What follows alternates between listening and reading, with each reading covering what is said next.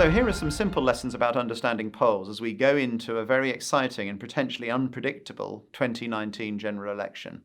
One thing I think is worth getting straight is that actually if you look at the history of opinion polling, and people like Professor Will Jennings have done so, polling has actually remained pretty accurate for the last 70 years. And in fact, if you look at Ipsos MORI's poll in the EU election of May this year, we were accurate to each party's share of the vote to about 0.75%. And pollsters are always trying to improve what they do. So polls generally accurate.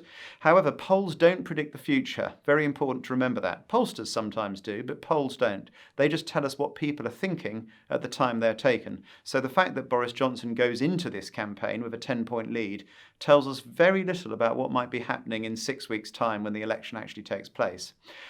Even perfect polls also have a margin of error. So all polls that you are going to see in this campaign will probably have a margin of error of about plus or minus 3 to 4 percentage points.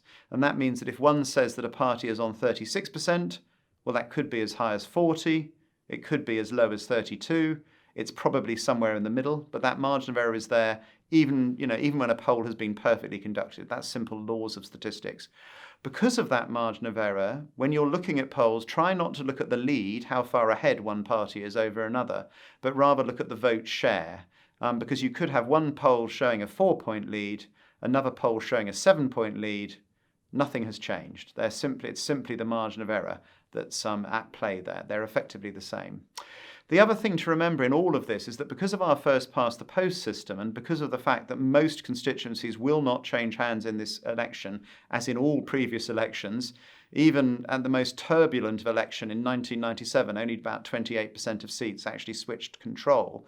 The national picture doesn't always predict very well what's going to happen in terms of seat share in the House of Commons. So we can measure accurately what percentage of vote each party will get. But in terms of the seats, that really depends on what's happening in the marginals. And most national polls are not focused on those marginals. So if you really want to know exactly what the seats will be, look for the marginal polls or an exit poll.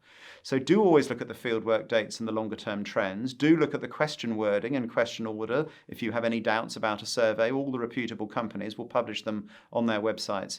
And finally, of course, polls are much more than just the headline, who's ahead in the race.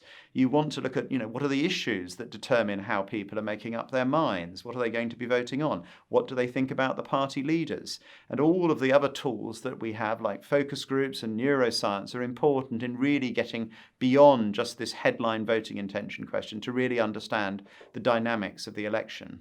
And finally, remember our dear politicians. They don't actually lie anywhere near as much as people think they do, but one lie they do say is that they don't pay any attention to opinion polls. They'll be paying just as much attention as you or I. Have a great election. Thank you.